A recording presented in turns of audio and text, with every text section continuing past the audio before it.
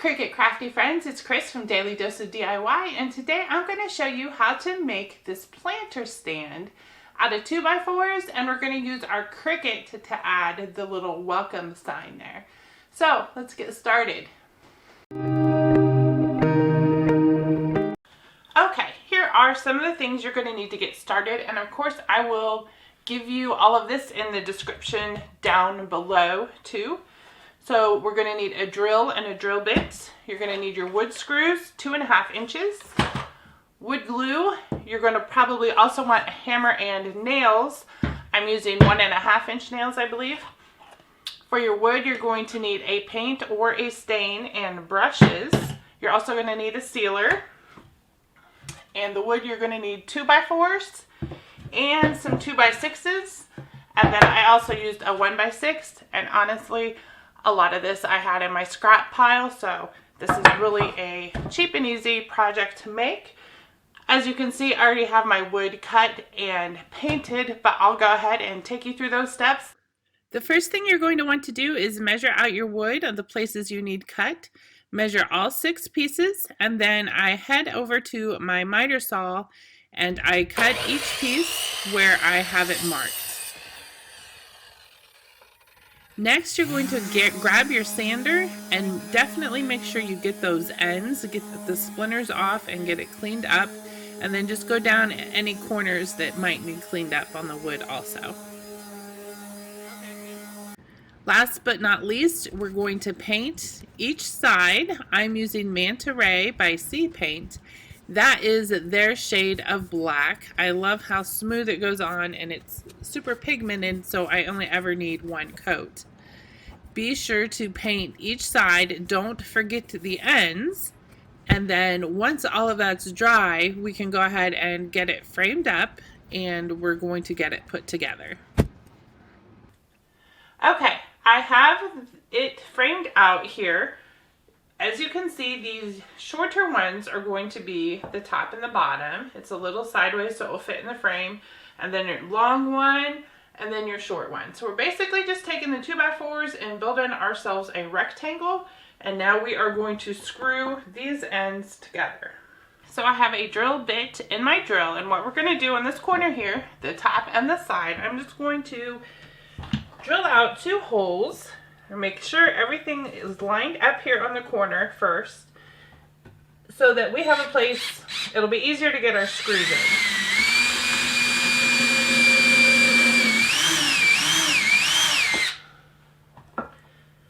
So there's one.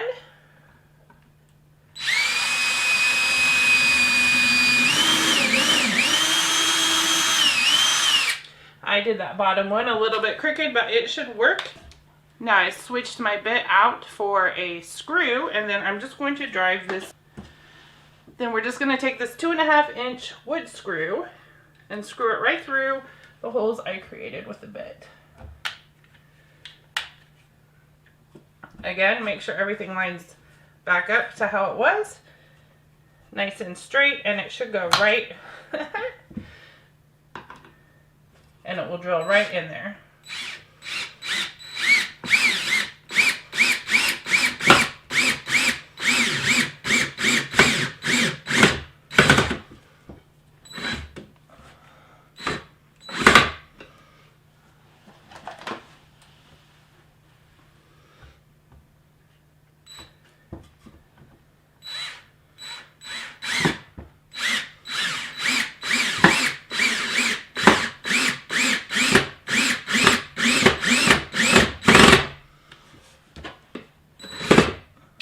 Let's go ahead and get all 4 corners done. You can see, here's our frame all screwed together. Now we're going to add the top and the bottom, so you don't have to worry about seeing these screws. So next we're going to take a 2x6 and set it on the bottom here, and we're going to put some glue down the middle. We have a 1x6 for the top and for the bottom. So we're just going to add some glue down to the center. That might be a little bit much, but my cap came off. And then flip your frame around and put it, or I needed to flip mine, but we're going to put the 2x4, your frame, right over that. This side is going to be my top, so we can go ahead and drill right here. We won't be able to see these screws. And then on the bottom, we're going to drill on the other side. So just pre-drill 2 holes.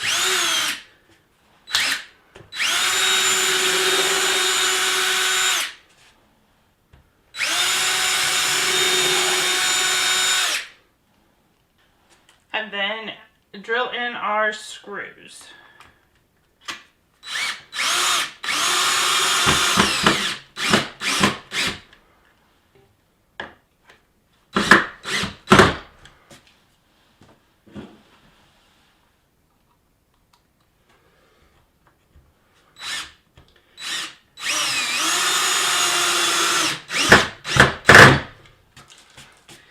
Now our top's on. We're going to repeat that process for the bottom, but we're going to screw in on the other end.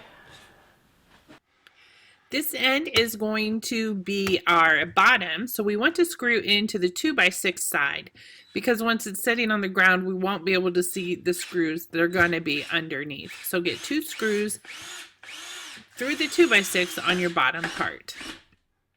Okay, so this is our top end here. And I'm going to go ahead and just go to the center and drill a little spot.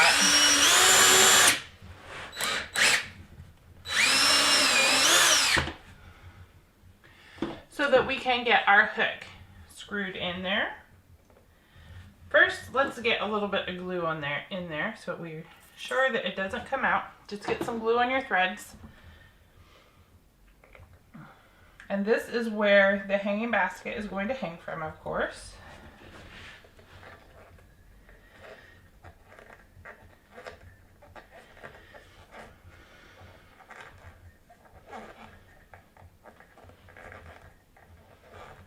Get it in there nice and tight.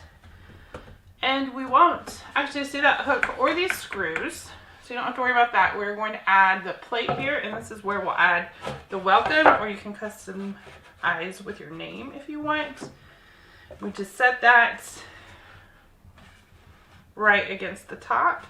I think this is where the hammer and nails come in handy because it's not needed for structure. We can just tap in some nails. They're easy, or nails are easier to cover up than screws.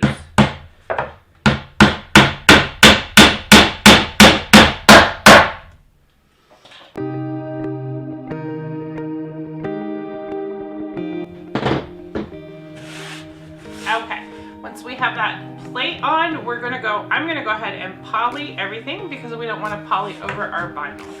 I have it standing back up on my table, and I'm just gonna go ahead and get a coat of poly on everything. I'm using Treasures by the Sea matte poly. You will want to put a protectant on this as it will be outside, but we're going to use permanent vinyl, so you do not want poly over your vinyl. So let's get our wood protected, then we'll get our vinyl on.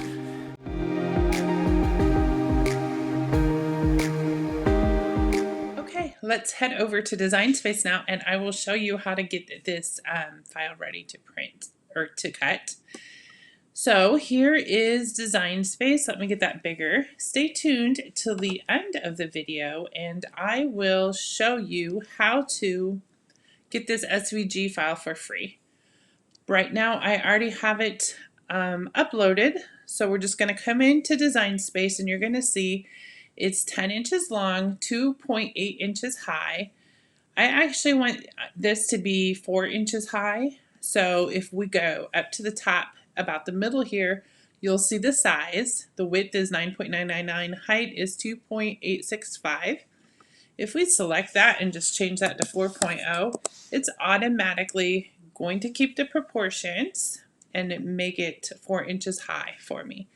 As you can see, that's 13.9, so almost 14 inches, which is fine. It's going to look great on our sign like that, but you will need a bigger, the 24-inch cut mat to cut this out. So I'm going to go ahead and click the Make It button. Don't think. And there's that warning. I'm just getting my Cricut on real quick. There's that warning that we do need the large cut mat. Everything looks good here, so I'm going to click OK. You'll probably hear my Cricut coming on in the background. And then we click Continue.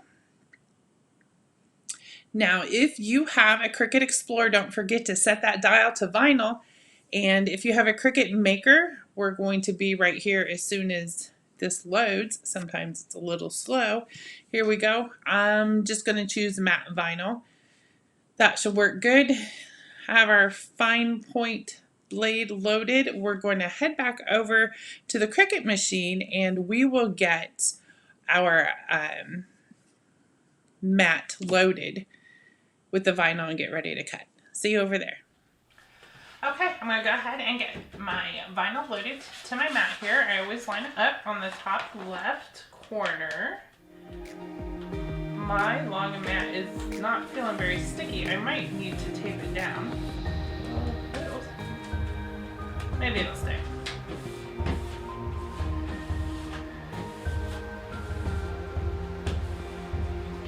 Once it's on, we're going to just put it underneath the tabs here. Click the load button. And then go. And then Cricut will get that cut for us.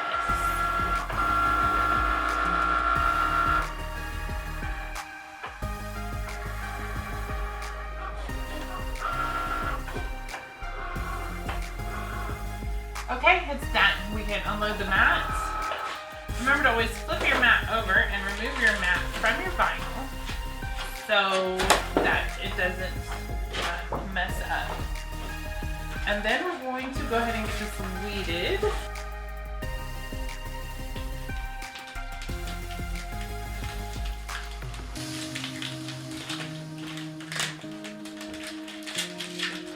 Weeding is removing the extra vinyl we don't need, so we just want our letters to remain. I'm going to go ahead and get my weeding tool and pull out these insides.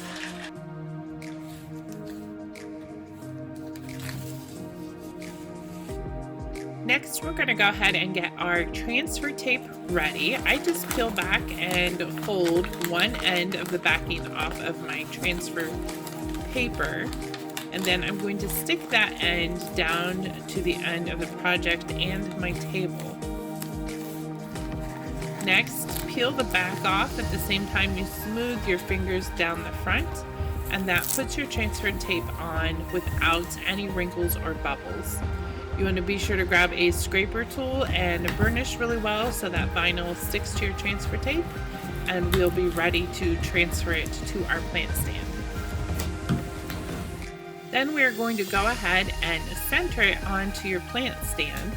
Once you're happy with the position, hold it in place while you again fold back the backing and get it out of your way. So then we can stick down that one end, and this is going to go just like the transfer tape. We're going to remove the backing. At the same time, you are smoothing down the vinyl. That way we don't get any wrinkles or bubbles.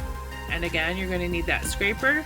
Go ahead and rub it really hard and get it burnished on. Once you have the vinyl adhered to the wood, go ahead and remove your transfer tape, and then this is your final result.